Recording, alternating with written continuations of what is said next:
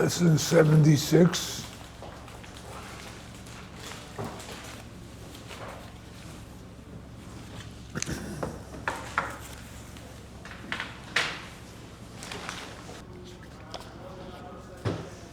Wait to see how many changes and wait to see how many changes and driving in a car. You're gonna be 20 hours in a car. No, You never done it before? not 20. Well, actually, I have. I came once from Warsaw. I went to Lublin and then to Lezhensk. And then we had to cross the border between Poland and Ukraine. And then I had to go from wherever that border, whatever town it was. We went through Lvov, we went to Mezhevich, and then we went to Uman. Wow. 20 hours. How many? 20 hours, 18, 20 hours. And I'm not as young as you. Right? Whatever it is, it is. Yes. You have to know that every step that you take, you get a reward for. And Rabbi Nachman said, Chaim Aaron, that I bless myself that I should see the illumination of the paths upon which you travel to come to me. So if you have to travel 20 hours, you're illuminating a lot of place on the earth. Wow. The earth is kind of... So you've been collecting a lot of sparks. You've been collecting a lot of sparks. Yeah.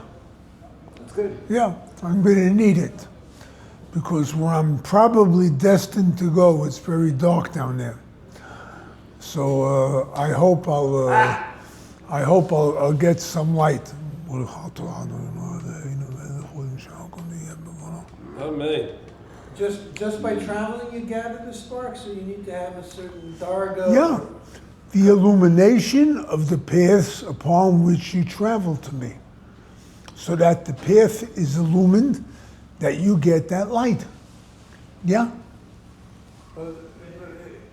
It's not dependent if the person's doing a mitzvah. Let's say the person travels to do a bad thing, he still gets the light? The person Travels to do something bad. No. The Rebbe said, on the paths that we travel to go to him, Travel. to go to Uman. Yeah. But traveling in general, no bad. Traveling in general depends what you do with it. You go to do a mitzvah, you get credit for every step. You go to do something wrong, you get a debit for every step. Okay, good. Right? It's like a bank. Yeah. You know. Okay. Right? Okay. Can I see my balance? After 120.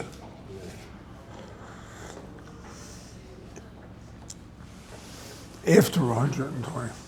Then you really find out what you did. A lot of people, they think they did good, they think they did bad, they have no idea. One little thing they did, this Yerushalmi, Rashi brings it in Sanhedrin. There was a guy who was like a Russia, a real Russia, and he made a party. He made a big party. He spent a lot of money on the food and whatnot, and nobody came. So he gave out the money, the food for poor people. One act he did in his lifetime. When he passed away, it was the same time when a tzaddik passed away. And when they were going to the cemetery, bandits came upon them, and everyone fled. They came back to the biers, and they switched the bodies, so that the Russia's people took the tzaddik's body, and the tzaddik's body was taken by the evil people, right? And they were buried in those places, wherever they were buried. Now the Gemara says, what happened?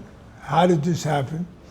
That tzaddik did something wrong, one thing wrong, and therefore he was punished. That he was accompanied at the end by evil people, and he was buried among the evil people. Right? This Russia did that one act of tzedakah, and he was given that honor to be buried among the tzaddikim. So the moral of the story is don't Is be a that tzaddik. So the moral of the story is do not become a tzaddik. Why not? You're liable to end up with evil people. You end up with one problem, but the rest of your life is a tzaddik. No, but this story seems to teach that you could spend your whole life doing good and make one mistake, you're judged at a higher level, or someone can do the whole life doing wrong, he does one good thing, and that seems to be more precious to Hashem. The Gemara says Hashem is much more strict with tzaddikim, afilu kuchut hasayra, even a hair's breadth. Right? What it means, very simply, this story is telling you that there's a price to pay for everything that you do. Simple. Everything that you do has a price.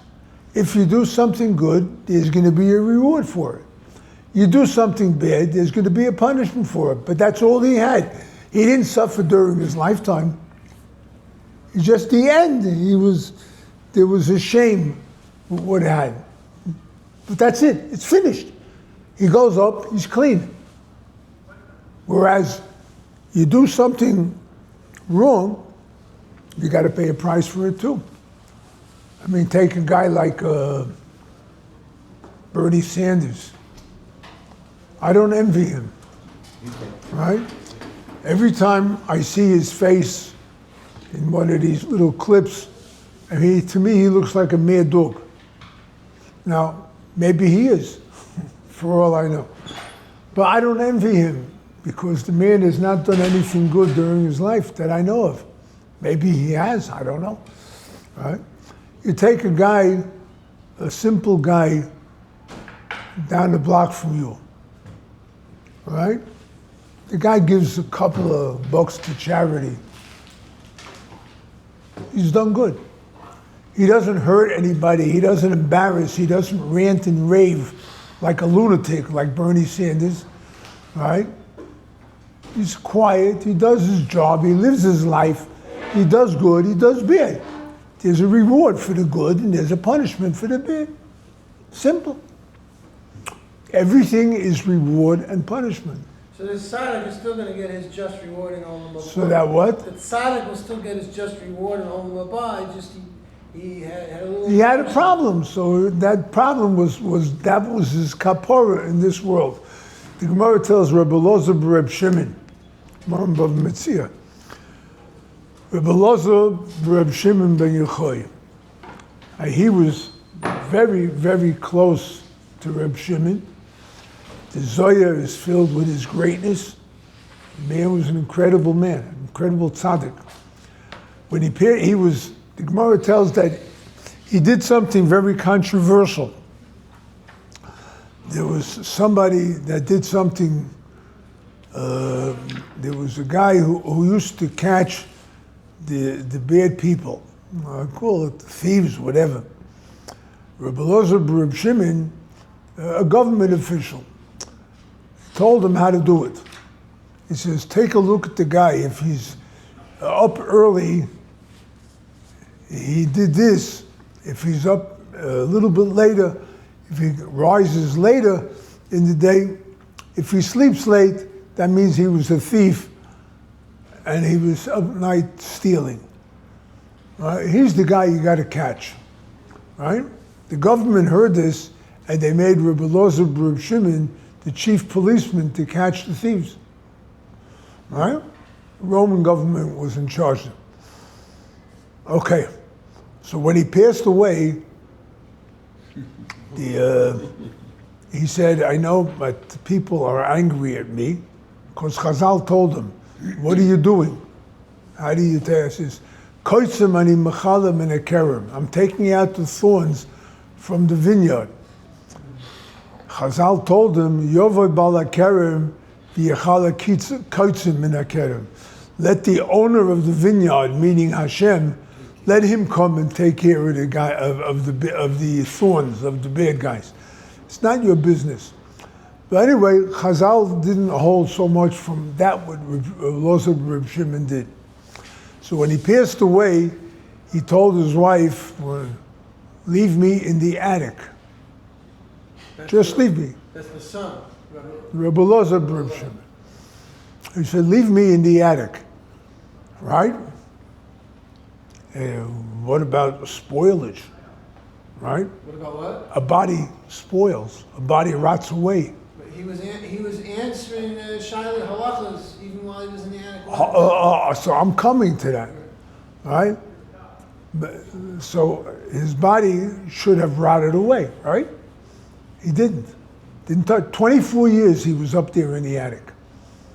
Till finally they heard about it. There was a plague, whatever. So that's how we, right? People used to come up and ask questions in halacha, and he would answer them, right? Once, his wife saw a worm coming out of his ear, and she got frightened. See, he came to her and told her, don't be afraid. I once heard a Talmud Chacham being embarrassed, and I didn't rebuke the guy. He also paid a price, but that was the only price he paid. Right? Yeah, you have to understand, everything you do good, there's a reward. Now the Gemara also says, just to give us a little encouragement, that the Midah Tova, a good side, the benevolent side of Hashem, is 500 times greater than the justice side of Hashem.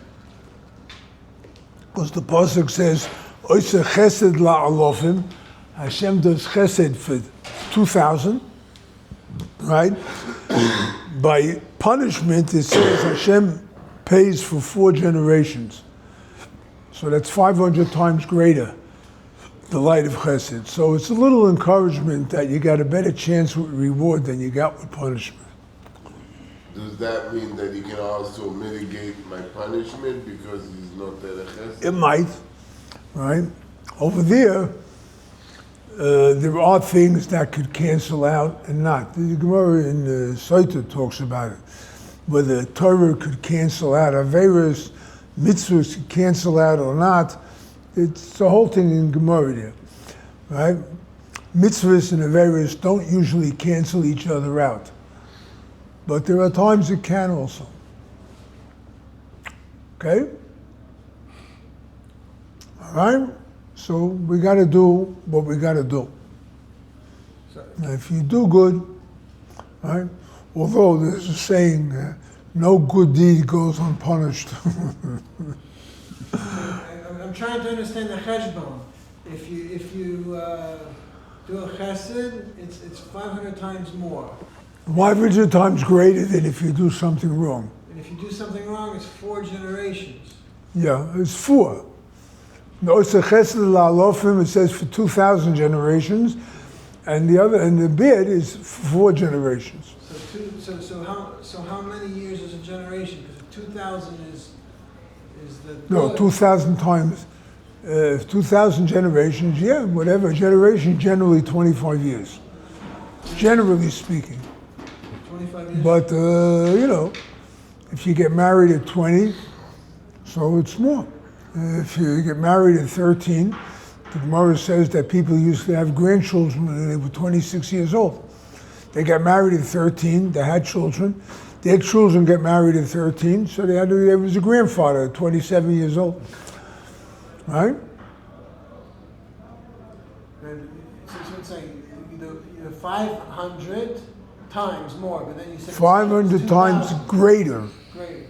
500 times greater. Greater. And what's the 2,000? That's the 2,000. So then you could figure out if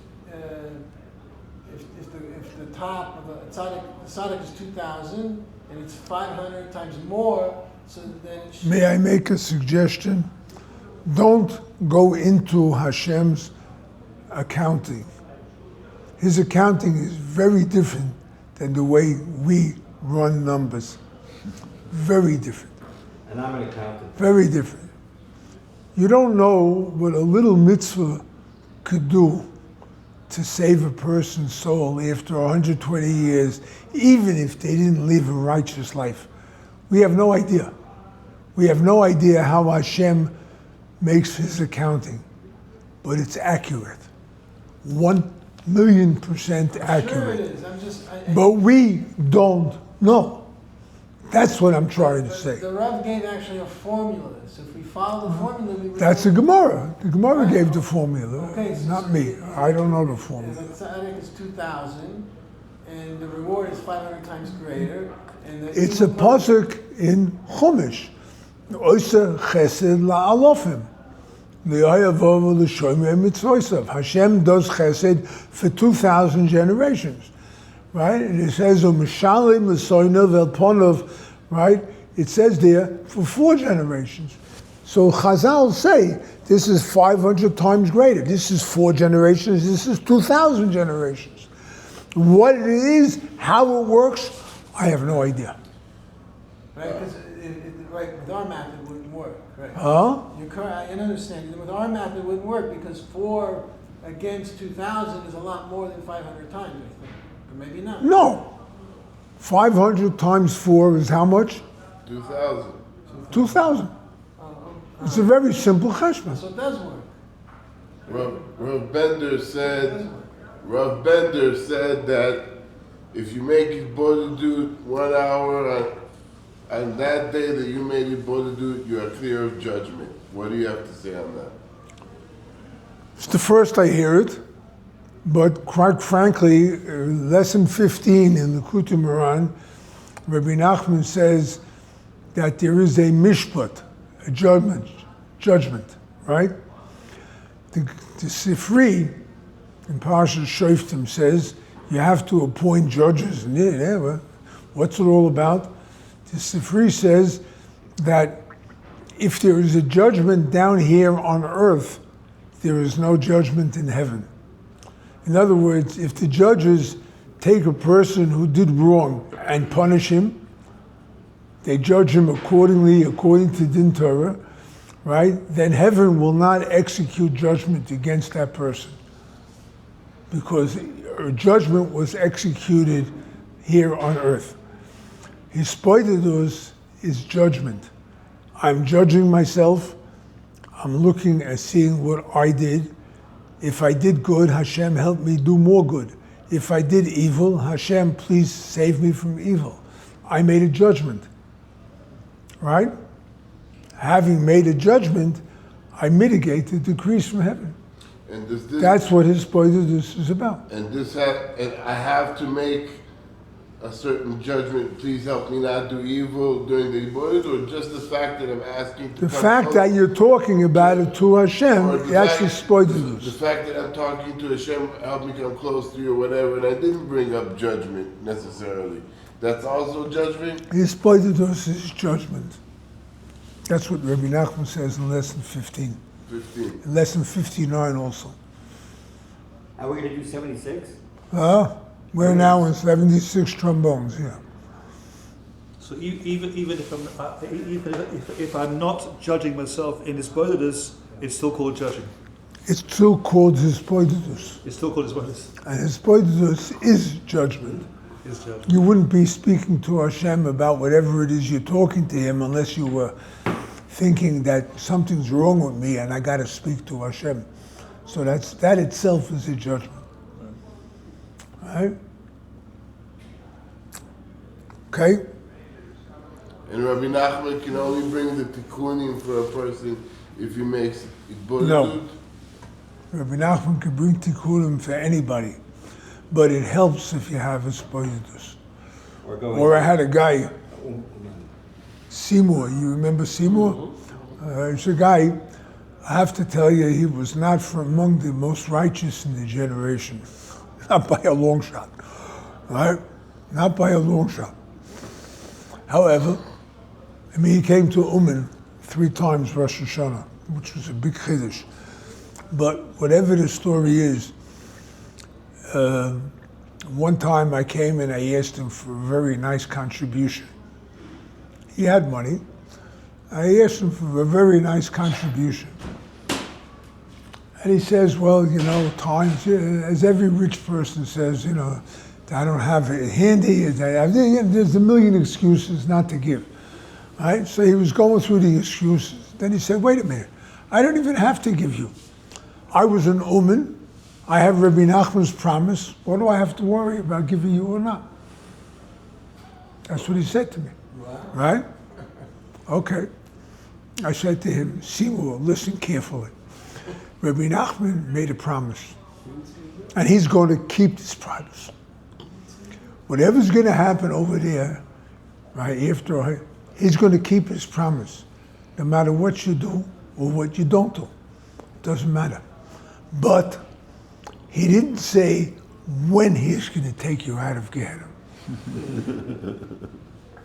He didn't say when, right?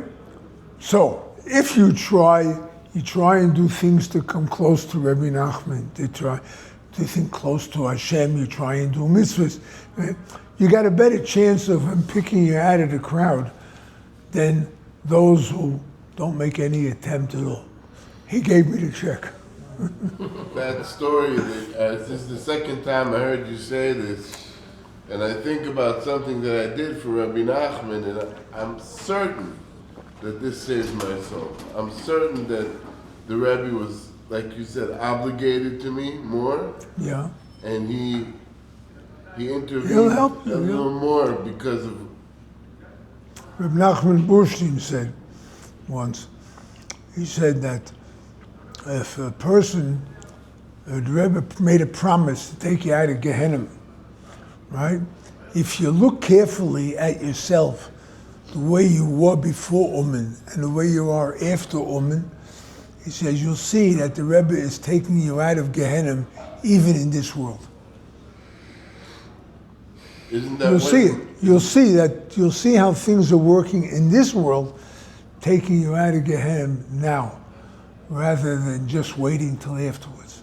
That's what he meant, isn't it? I don't know what he meant. Okay. I don't know. I know what it says. I don't know what he meant. Halavai, I should be zocher to understand Rabbi Nachman. Halavai. I don't. I try. That's all. That's all we got to do ever. Try. Okay? All right, so lesson 76.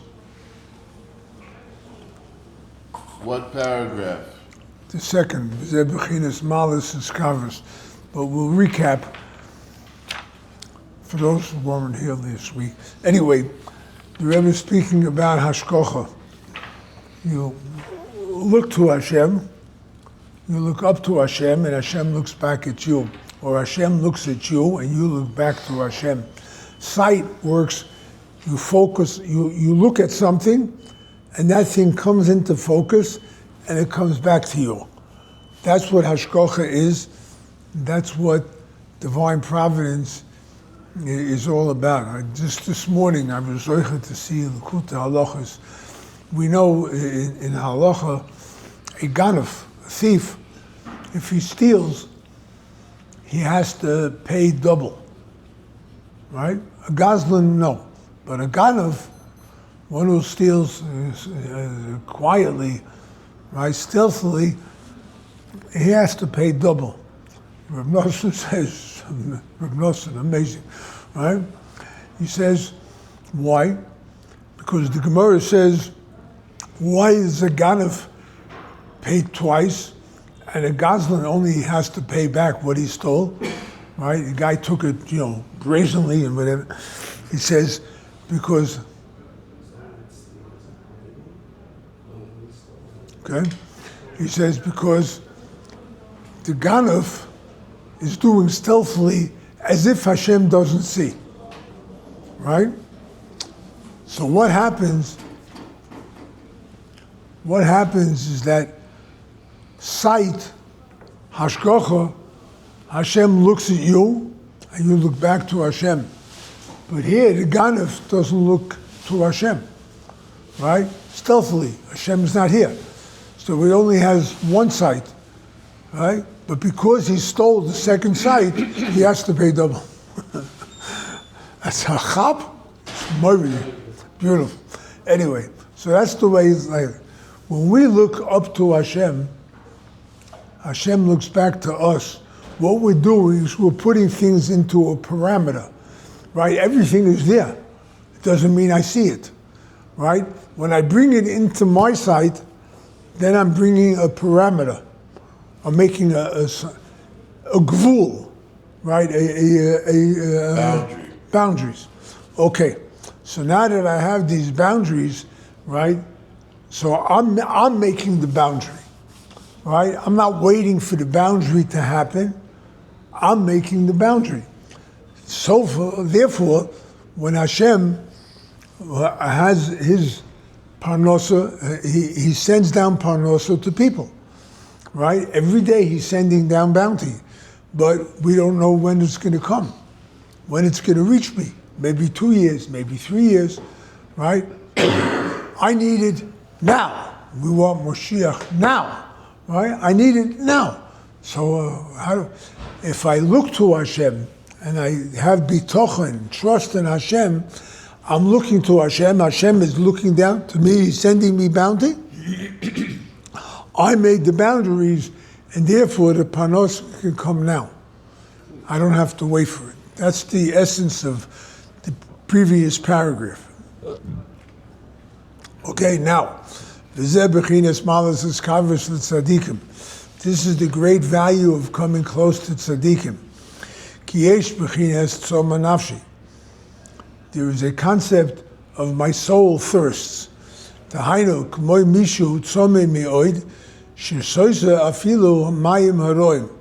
Somebody who's very thirsty, he'll drink anything, even salty water and stuff like that. Same too as with serving Hashem. There are people that are always thirsty. They want to serve Hashem.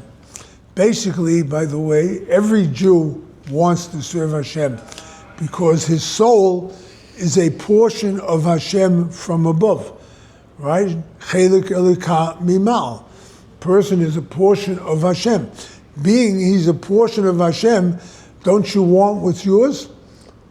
Or you want to be part of the portion of Hashem.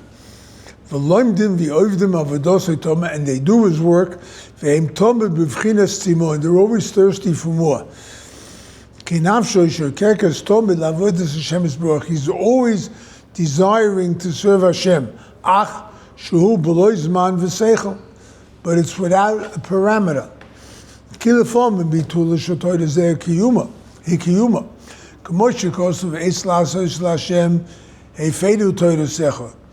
The Gemara says that sometimes you have to stop your service of Hashem in order to be able to continue. You're exhausted. Your eyes are closing. What's the sense of sitting by the book and studying Torah if you can't read it? You can't focus on it, right? There are times you have to just stop, sleep for an hour, and then wake up and go back to what you were doing, right? As the pasuk says, there's a time to do for Hashem. Then you have to a favor is to nullify the Torah. And this is the great value of attaching yourself to tzaddikim.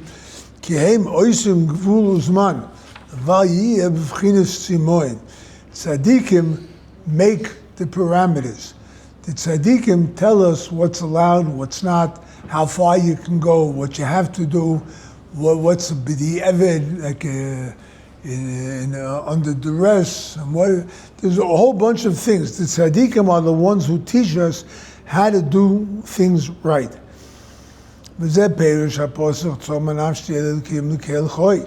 My soul thirsts to Hashem, to the living God. It's the thirst. When will I come? That it won't be thirst, In other words, it'll be in a measure, not that I'm just always thirsty, I gotta drink. Ve'eroa pnei elikim, ve'eroa daika. I will see. See means I will be able to focus. My service will be that I can see clearly what I have to do. What does that mean?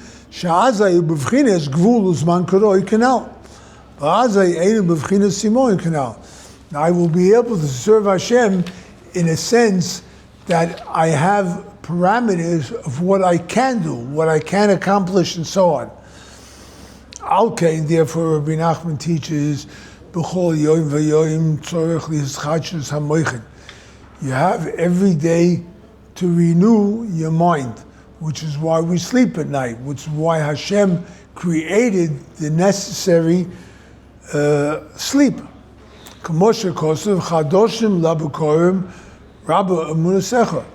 It's new in the morning, right? Great is the faith in Hashem. Right?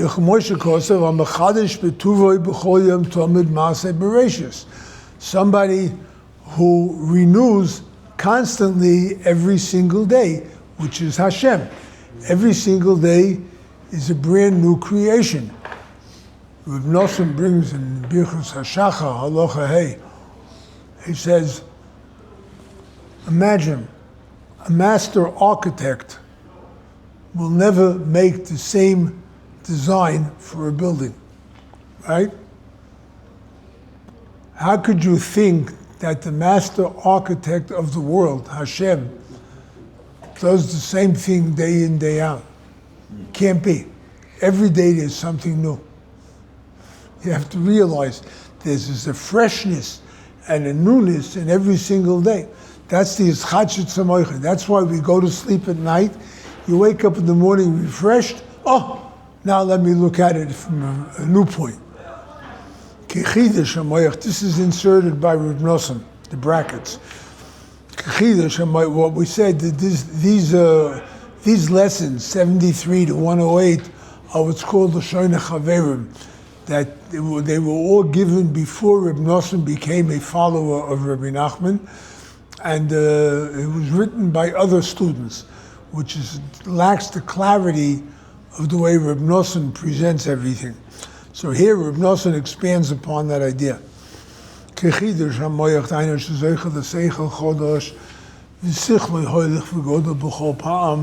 The fact that a person is renewed every day, and today is something new, and I can renew something, it's sight. That the intellect sees something, right? You ever have that picture, that proverbial light bulb that goes on when you have a new idea, right? That's the Chidush HaMoichin, something new. You now understand something very clearly. When you understand something very clearly, it's as if you're looking at it. It's as if you're seeing it.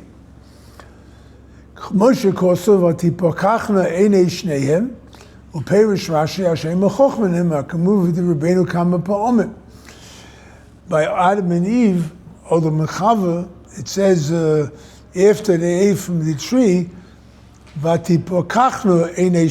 their eyes opened up. Vatipokachno is from the root word pikeach, which means sharp or smart. It's an intellectual type of an allegory, right? So Rashi explains, it says not that they saw Hashem, but rather they understood. Inside, there are two categories.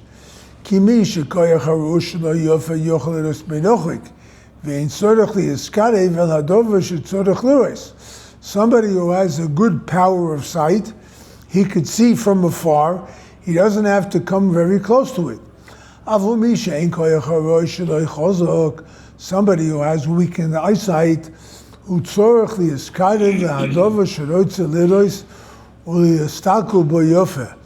has to draw very close to the item in order to be able to look at it clearly.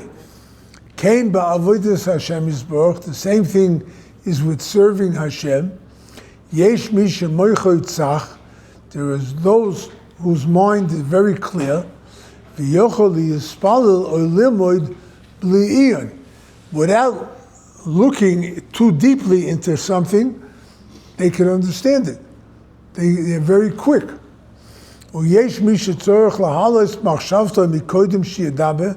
There are those who have to think a lot before they open their mouths, or as the saying goes, make sure brain is engaged before putting mouth in gear, right?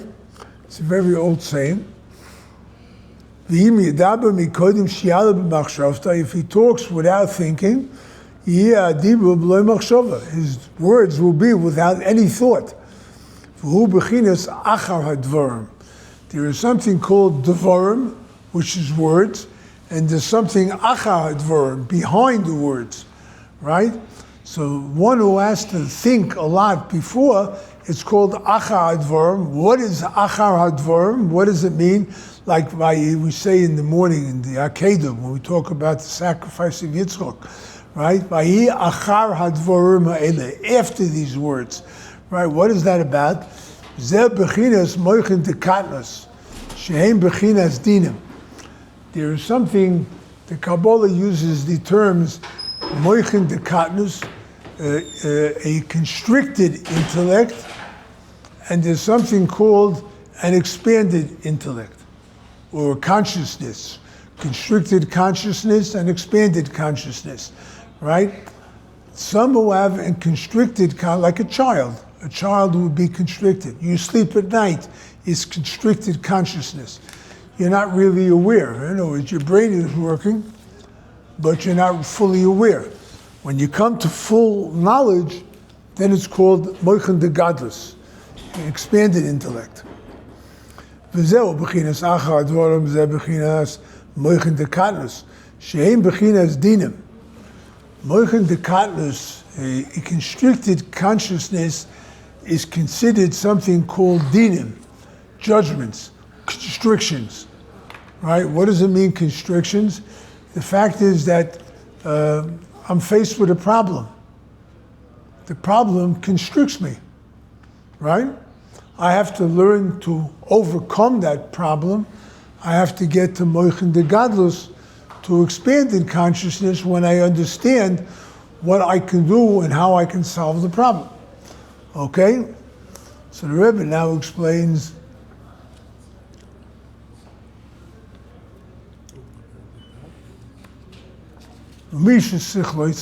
someone who has a clear mind, he's an expanding consciousness.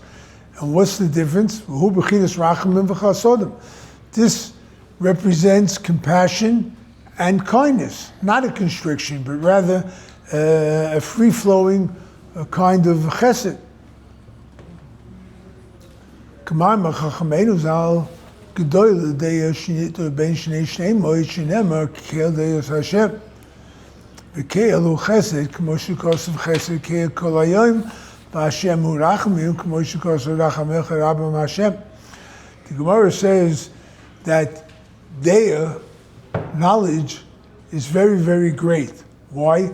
Because the pasuk says kel deyos Hashem. Hashem is the God of knowledge, right? But the word deya is found between two different names of Hashem. Kael, Aleph Lamed, which means chesed. Chesed Kael Kol Hayom is the pasuk. And Hashem, Rachamecha Rabim Hashem, Hashem has great compassion. So, moichin de gadlus, when I have deya, when I have knowledge, and knowledge is clear intellect, it's as if I see, right? It's connected to the sight that the Rebbe is talking about. When I have that, it's called moichin de gadlus. It's called an expanded intellect. But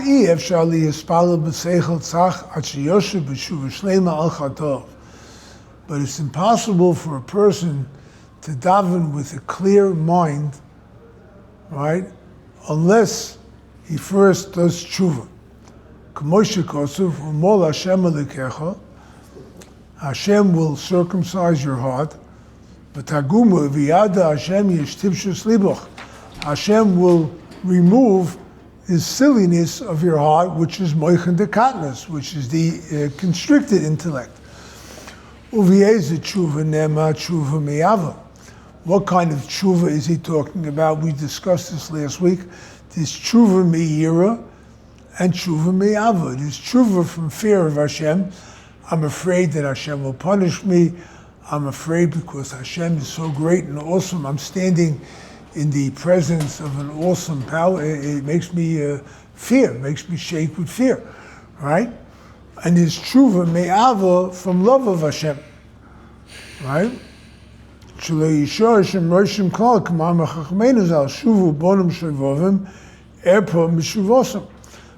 say, do tshuva, I will heal them from their silly, foolish ways. The kosher, the Gemara asks, Shovavim mashmad mikora beloishim loishim. Shovavim means that there is no rishimu, impression. There's nothing left of the sin. Ve'erpa mashma she'ishor roishim. I'll heal them. It's like a scar. There is something that remains of the sin. What is the difference? Mashani kan meyava kan meyira. The Gemara answers, when you do tshuva from fear, so these doinos nasin shkogois, the intentional sins are considered as if they were unintentional, accidental sins. But when a person does tshuva me'ava, and we discussed this then, person does tshuva me'ava, the sins are considered mitzvahs. So if you did a whole lifetime of sins, and then you decide you love Hashem and you do tshuva because you love Hashem, so all the things that you did wrong are considered mitzvahs. We explained last week, because why? Because those averas brought you to the point where you now realize they were wrong and you want to realize your love for Hashem. So those averas are what contributed for you to do tshuva me'ava. They're the ones that led you up to that. But he doesn't let me do tshuva. Huh? He doesn't let me do tshuva. Who doesn't let you? Hashem.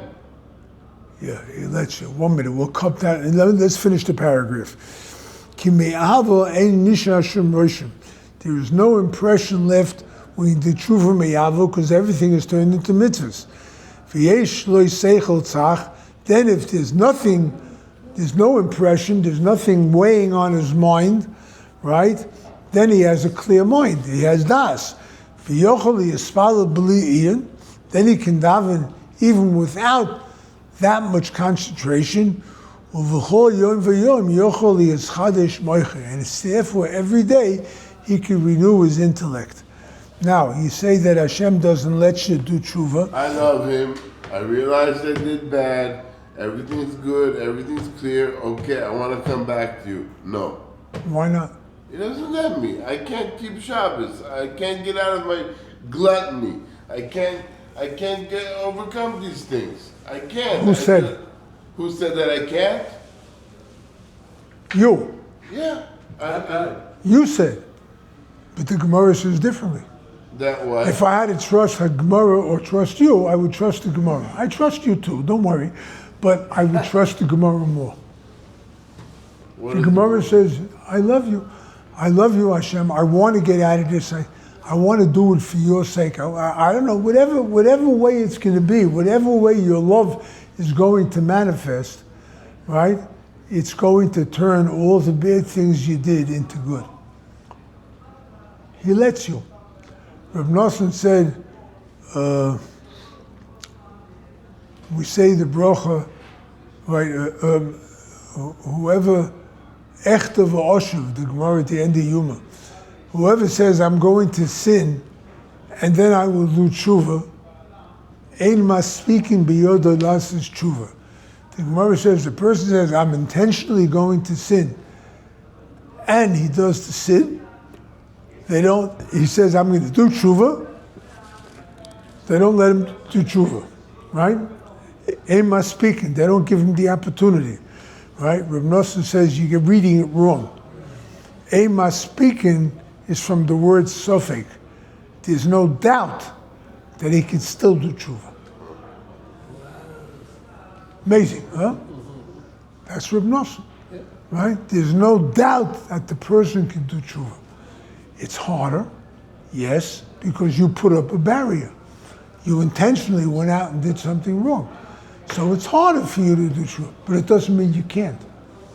I have a question on that because I read a lot of... Louder and clearer. I had a question and I read a lot of Rebbe Nachman's writings that seem to say that a person's fall is really from Hashem in order so he can do tshuva and go higher. So does that apply to a guy who says, I'm going to sin and I'll do tshuva later? It's universal, yes. It could apply to him too. It could apply to him. I knew a guy once, maybe I shouldn't say it, but I knew a guy once who was let's say he was a loose kind of guy, right? And if an opportunity presented itself with some woman that he met in the street, he took advantage of the opportunity. And he said that from Rebbe Yitzchak Greater, it's hashkocha, right? It's from Hashem. It's from Hashem. So he did it quite often, right? Now it doesn't mean the guy can't do tshuva, right? But you just build the barriers to make it harder for yourself. Rav Breiter was talking to people who want to keep the mitzvah, not take advantage of opportunities, right? Rav Breiter is talking about anybody. But he says this specifically, even though he wanted to keep the mitzvah, he wasn't able to. So if I'm going to go out and look for women on the street, then I'm not looking to keep the mitzvah, so it still applies to me? Really? So even a Russia... It's hashkocha. Yeah, listen, I explained it once this way. The Gemara says, it's a Gemara in Makos, which is learning and getting close to it in Daf Yomi.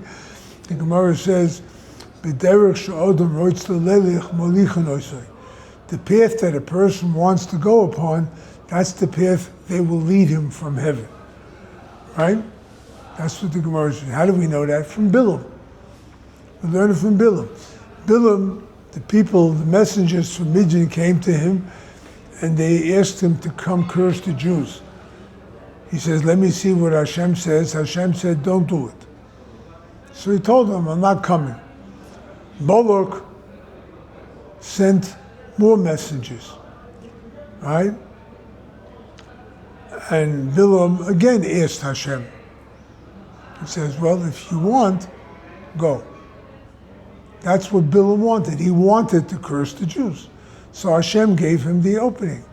And then he had the story with the donkey on the way to Midian, right? Back and forth, whatever. The donkey tried to stop him, and he kept on insisting he's going.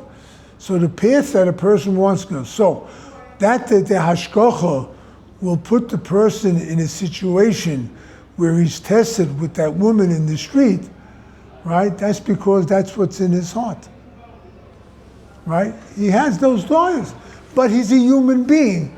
A human being has those desires. What we're supposed to do is try and turn to Hashem and control those desires. But if we can't, we can't. And that's why Hashem put that lady there, so that you should be tested and see what you want to do. We're going to fall. It's guaranteed that the human being is going to fall. He's going to make a mistake. It's a guarantee. Even the greatest tzaddik, ki odom ein tzaddik ba'oretz asher yaseh tov v'lo yechta. A person, Shlomo HaMelech says in Koheles, that it's not a person, there's not a tzaddik. He uses the word tzaddik, right? A tzaddik that will do only good and he won't make an error. V'lo yechta, he won't sin. Every person, right? Avraham Avinu questioned Hashem, how do I know I'm going to inherit? Right? Yitzchak chose Esav.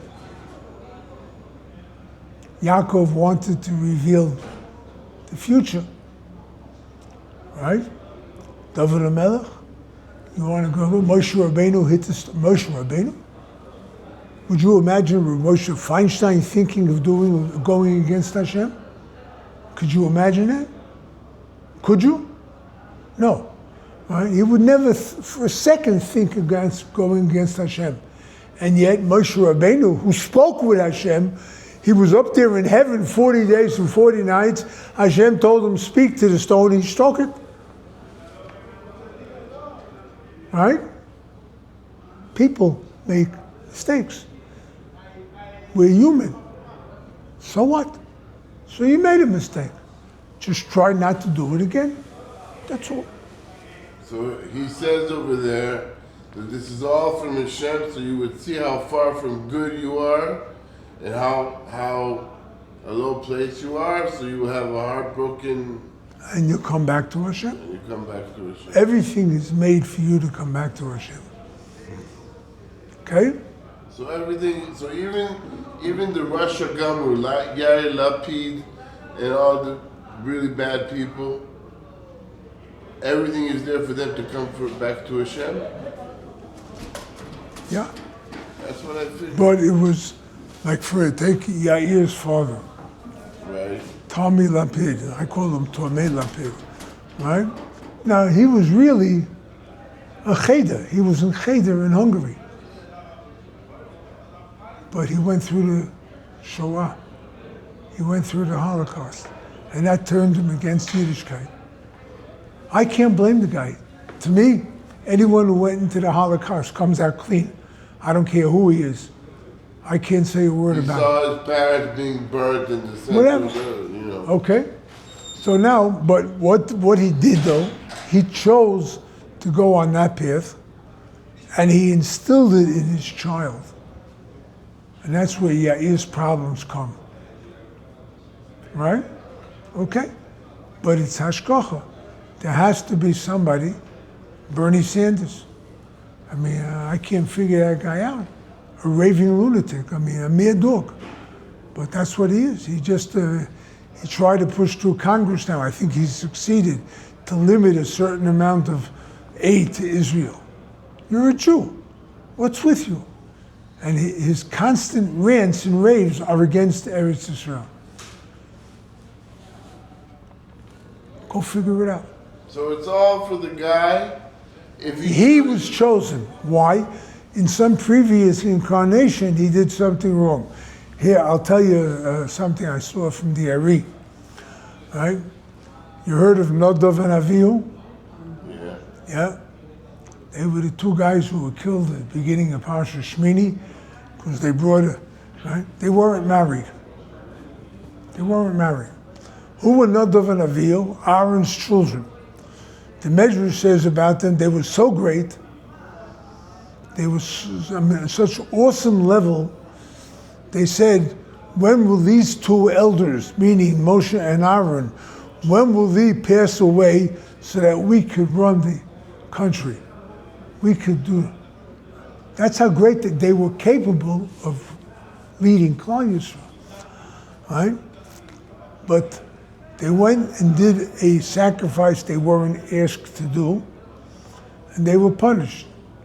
Nadav and Avihu. So the Arizal explains that Pinus, when he went up against Zimri, and he killed him at the end of Parshas Balak, right? Nadav and Avihu's souls came to him. They became inclusive in his soul, and that gave him the strength to kill Zimri. And he was elevated. Pinchas, who was not a Kohen, he became a Kohen then. How did he become a Kohen? Because he had Nadav and Avihu. They were already passed away when they had passed away, yeah, sure. 40 years earlier. Okay, so now the Arizal says Nadav and Avihu, I'm not sure if it was both of them or one of them, they came back in incarnation in Shimshon. Shimshon HaGibor, right? The mighty Samson. They came back as a Gilgal in Shimshon. But because Nadav and Avihu weren't married the earlier incarnation. Therefore, Shimshon had to go out and marry a Philistine woman. So whatever you did previously comes back to haunt Why a you. Philistine woman? Huh? Why a Philistine woman? Punishment. Why? Why a Philistine woman? Because they didn't take an Israelite woman, As a punishment. so that's how they had. Later on, they came back again as with Eliyahu Hanavi. But anyway, point is that whatever you did then is going to come back to haunt you now. That's it. What does that mean to me? It's better I do chuva. That's what it means. Because I do things wrong. I make mistakes. Okay? I'm allowed to make mistakes because I'm a human being. I shouldn't, but I do. Right? I once saw a joke. Some guy said, I never made a mistake in my life. I thought I did once back in 1950, but I was wrong. Right? I mean, you can have people think that they're perfect and whatnot, which is where all the problems of the world come. All right? They think they're perfect, and they're not. If they were to realize they're not perfect, then the world would be a better place. But no. All right, what time we got? 11:30? Should we finish the lesson? Finish, please. Finish? Okay. Please. וזה פירוש הפסוק, ויהי אחא הדבורים, והליקים ניסו את אברהם, ויאמר אליו אברהם, ויאמר הנני. So after the words, after Avraham made the bris for Yitzchak, Satan came and said he made a whole suda, he didn't give you one korban. There's a lot of other things that was said. But Acha Advarim, we said, is constricted consciousness. Perish. Odom shu tomid b'shova, she'enu yochol lovi yischadshus ha-moichen shu b'katnus ha-moichen shu b'chinis alikim dinin shezeh b'chinis Acha Advarim canal.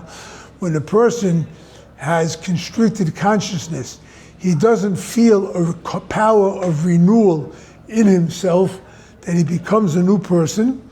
For Elikim Nisa, Hashem wants to raise him. Elikim is dinim. Haina lenasoy sulahorim es bechinas hamoichen dekatnas. Elikim represents constricted consciousness. So in order, Nisa means to elevate. It means to challenge, but it also means to elevate. Shehem bechinas Elikim. Zoichen aide bechinas Avraham. Shu bechinas Ahava. Haina yeh chuva meyava zoichen lemochen degai shu bechinas Asodim v'nachum kenal. The way to elevate, why after the words, when it was constricted consciousness, you want to elevate that consciousness to become expanded consciousness, you need Avraham, you need Chesed, right? Which is Ahava. Avraham is Ava, is Chesed, is Rachmim. V'elikim Nisa es Avraham, Sha'ayidei b'chinas Avraham. When you have Avram, Menasin umenimin es hamoichen dekatnus, you elevate the constricted consciousness, she'em bechinas elikim, v'zoichen lemoichen dekatnus, and you can then merit to expanded consciousness. V'zeh peidish azoyir kodesh b'siti yimin anuch v'kaspa. The lesson begins from the right side. There's a mind as white as silver. What does that mean? Perish. Bimidas ahava. Ahava is on the right side, the side of chesed. Nasa sichlo tzach kesef. His mind becomes pure as silver, white. In other words, he's expanded, not restricted. Hodo d'chsiv zera Avraham oyavi. Because Avram is my Ava, my love, that's where the expansion comes from. Ki hamoyach nikra zeh Avram oyavi. The mind is called the seed of Avram oyavi, of Avraham, my beloved. Shehi midas Ava, shemimidas zois bo l'seichel tzach kenal. From Ava, from love, then you come to a expanded consciousness. The upshot for us to realize it is that we should do things out of love, not out of fear. Right? You have to have fear of Hashem. If you don't fear Him, then the love could lead you to any kind of love. Rahman al-Islam. But if you have to have fear of Hashem. But we should strive to have love of Hashem. If we do, then we can come to an expanded consciousness and not to be limited like politicians or journalists or radio commentators and so on and so forth. I mean, we can see more clearly. We can see more clearly. That's the emphasis of the lesson. Right? Yeah. Questions? Forget about the people, politicians and everybody. Like, sometimes you see outside looking kosher people. Outside, the guy might look kosher, might look like a tzaddik, but you hear stories, mind-blowing, like what they do. What is this? Maybe he also said, I'll do this avera, and and then I'll do chuva. I'm not sure I understand.